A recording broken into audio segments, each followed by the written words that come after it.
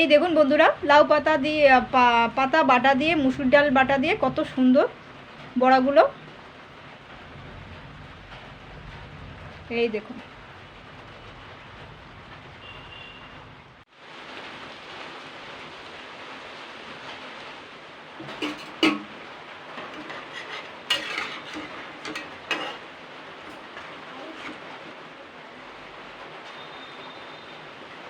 নমস্কার বন্ধুরা, আমি Priyanka. Welcome back to my channel. বন্ধুরা, আজকে আমি বানিয়ে দেখাবো লাউ পাতা দিয়ে মুসুর ডালের একটা নতুন রেসিপি তৈরি করে দেখাবো। তো এখানে কিন্তু আমি লাউ পাতা নিয়ে নিয়েছি, বেশ কয়েকটা কিন্তু লাউ পাতা নিয়ে নিয়েছি, দেখতেই পাচ্ছেন।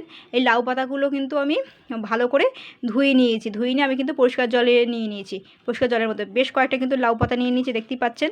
10-12টা কিন্তু লাউ পাতা নিয়ে নিয়েছে। আর এখানে কিন্তু এই হালকা করে সিদ্ধ করে নেবো, মানে 3-4 মিনিটের জন্য লাউ পাতাটা, বেশি না কিন্তু। আর লাউ পাতাটা কিন্তু ভালো করে ধুয়ে নেবেন, ধুয়ে তারপরে কিন্তু সিদ্ধ করবেন 2-3 মিনিটের জন্য। আর এখানে কিন্তু আমি মুসুর ডাল নিয়েছি, 200 গ্রাম পরিমাণ মুসুর ডাল নিয়েছি। মুসুর ডালটা কিন্তু ভালো করে ধুয়ে নিয়েছি, ধুয়ে নিয়ে আমি কিন্তু ঘন্টাখানেকের জন্য ভিজিয়ে রেখেছিলাম। এটা কিন্তু এখন একটু নরম হয়ে গেছে। তো তার আগে আমি কিন্তু লাউ পাতাটা একটু 2-3 মিনিটের জন্য আর কি হালকা সিদ্ধ মতন করে নেবো। এখানে এই পরিষ্কার জলটা আমি আর ফেলবো না, এই জলটার মধ্যে আমি সিদ্ধ করে নেবো। তো দেখুন, আমি কিন্তু লাউ পাতাটা কিন্তু জাস্ট 2-3 মিনিটের জন্য একটু হালকা সিদ্ধ করে নিয়েছি। তো এবারে কিন্তু আমি গ্যাসটা বন্ধ করে দেবো, দিয়ে আমি কিন্তু লাউ পাতাটা একটু ঠান্ডা করে নেব। তো দেখুন, আমি কিন্তু লাউ পাতাটা সিদ্ধ করে নিয়েছি। আর এই ডাঁটাগুলো একটু শক্ত আছে, তো ডাঁটাগুলো তো পেস্ট করবো না, ডাঁটাগুলো একটু কেটে নিচ্ছি কাঁচি দিয়ে। এটা আমি তরকারিতেই দিয়ে দেবো, ব্যবহার করব। তো এবার আমি এই লাউ পাতাটার মধ্যে বেশ খানিকটা কিন্তু ভেজানো মসুর ডালটা আমি দিয়ে দিচ্ছি।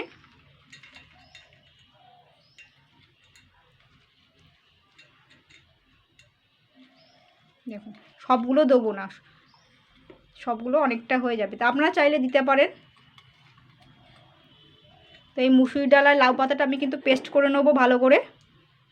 তো দেখুন, আমি কিন্তু পেস্ট করে নিয়েছি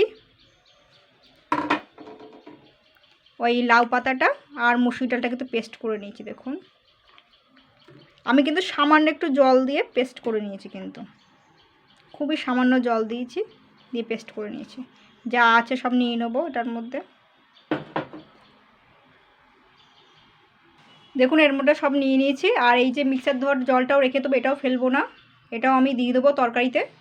তো আমি এইটার মধ্যে এবার কিছু কিছু উপকরণ মেশাবো। দেখুন, সামান্য একটু নুন, সামান্য একটু হলুদ গুঁড়ো, সামান্য একটু চিনি নিয়েছি। এটা আমি স্বাদ মতনই ব্যবহার করেছি, খুব বেশি একটা দেইনি।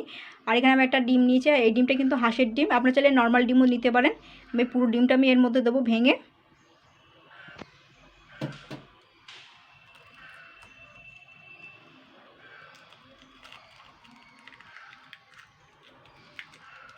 দেখুন ডিমটা কতটা বড়, হাঁসের ডিমটা। এইবার আমি ভালো করে মেখে নেবো এটার মধ্যে।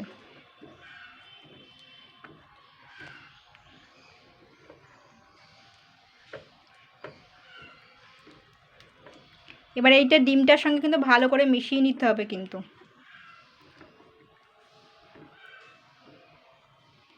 ডিমের যে শক্ত খোলাগুলো যেন এর মধ্যে যেন কোনো রকমের ভাবে না যায়।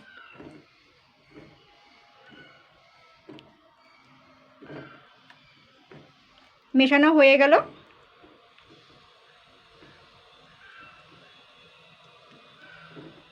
তো দেখুন, এখানে কিন্তু আমি কড়াইতে একটা চওড়া কড়াই নিয়ে নিয়েছি। তো চওড়া কড়াই নিলে একটু ভালো হয়।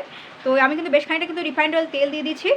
এবার দেখুন, ব্যাটারটাকে আমি করে রেখেছি যে ব্যাটারটা, তো এটা কিন্তু আমি 5 মিনিট রেস্টে রেখেছিলাম। এইবার আমি কিন্তু দিয়ে দেবো, তবে কিন্তু তেলটা আমি কিন্তু গরম করে নিয়েছি। এবার আমি দিয়ে দেবো, আস্তে আস্তে ঢেলে দেবো। দেখুন, যা আছে এটাকে দিয়ে দেবো এর মধ্যে।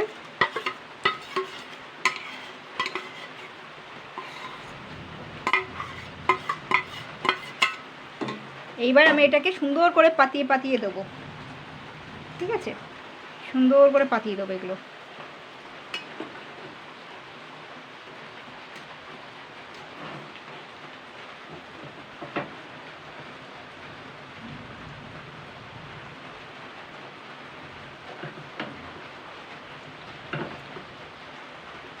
তো এইভাবেই থাকবে আগে 2 মিনিট মতন, তারপরে উল্টে পাল্টে দেবো। নাহলে দেখুন ছড়িয়ে ছড়িয়ে যাচ্ছে, দেখুন। এইভাবে থাকবে, বেশি নাড়াচাড়া করা যাবে না। তো দেখুন আমি কিন্তু মধ্যখান থেকে একটুখানি কেটে নিয়েছিলাম, এটা একটু ভেঙে ভেঙে যাচ্ছিলো বলে, তো আমি উল্টে পাল্টে দিয়েছি সুন্দর করে। উল্টে পাল্টে আমি একটুখানি কড়া করে ভেজে নিয়েছি। দেখুন দেখুন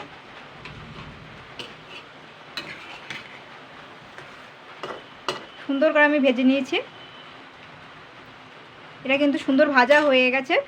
তো এবারে আমি এগুলোকে কিন্তু তুলে নেব একটি পাত্রে,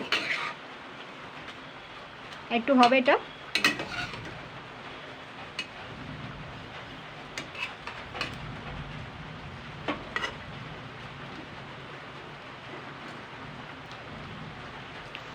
তো দেখুন আমি কিন্তু এগুলোকে সুন্দর করে ছুরি দিয়ে পিস পিস করে নিয়েছি, এই দেখুন।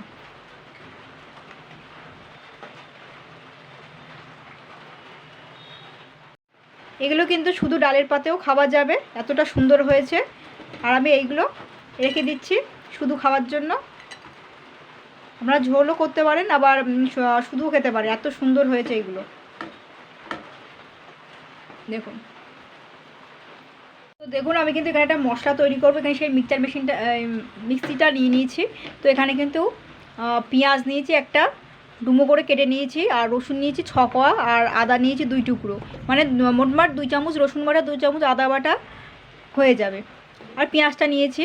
তো এবারে এর মধ্যে একটু মশলাগুলো কম বেশি করে নিতে পারেন বা নাও নিতে পারেন, যদি নিরামিষ খান তাহলে এগুলো বাদ দিতে পারেন, শুধু আদাটা বেটে নিতে পারেন। তো আমি এটা পেস্ট করে নেবো। দেখুন 2 মিনিটের মধ্যে পেস্ট করে নিয়েছি। তো দেখুন এই কড়াইতে কিন্তু আমি যেটা ভেজেছিলাম এই তেলেই কিন্তু আমি করে নেবো। তো মশলাটা সবার প্রথমে দেখুন দিয়ে দিচ্ছি কতটা হয়েছে মশলাটা, আর যেটুকু যা থাকবে এর মধ্যে মিক্সার গ্রাইন্ডার এটা কিন্তু ধুয়ে আমি দিয়ে দেবো। দেখুন এগুলো আমি ধুয়ে দিয়ে দেবো পরে। এবার আমি একে একে মশলা অ্যাড করবো। আমি এখানে একটা টমেটো কেচাপ দিয়ে দিচ্ছি, এখানে দিচ্ছি ম্যাগি মশলা দিয়ে দিচ্ছি,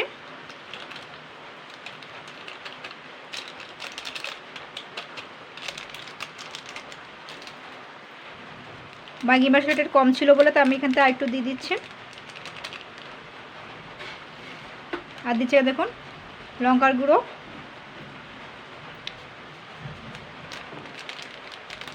ঝাল যতটুকু খাবেন ততটুকুই দেবেন। আর এখানে ধনিয়া পাউডার দিচ্ছি,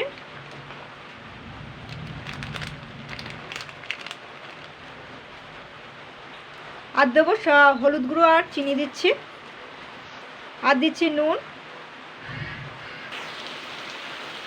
তো দেখুন মশলাটা কিন্তু আমি জাস্ট 2 থেকে 3 মিনিট কষিয়ে নেবো। আমি কিন্তু 4-5 মিনিট বেশি কষাবো না, কারণ বেশি মশলাটা বেশি কষে গেলে না পুড়ে গেলে গন্ধ বেরিয়ে যাবে।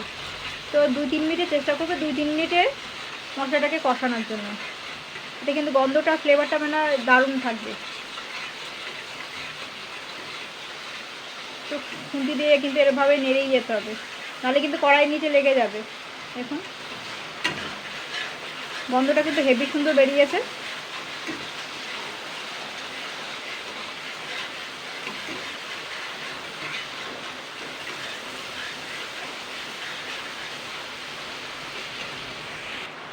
দেখুন মশলাটা কিন্তু কষিয়ে নিয়েছি 2-3 মিনিট।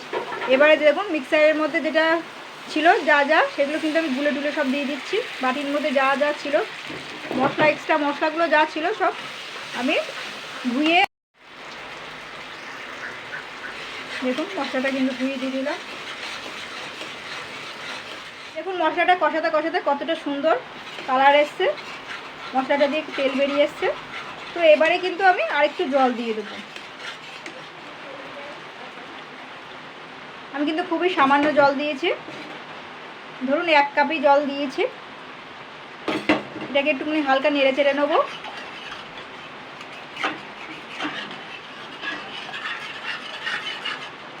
এইবার আমি যে বড়াগুলো রেখেছিলাম সেটা কিন্তু আমি দিয়ে দেবো, সেইগুলো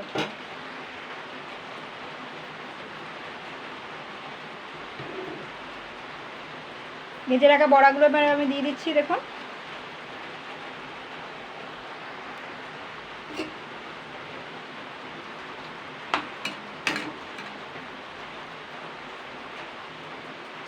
আস্তে আস্তে করে ছাড়া ছাড়া করে রাখতে হবে। এটাকে 2-3 মিনিট ফুটে গেলে কিন্তু নামিয়ে নিতে হবে কিন্তু।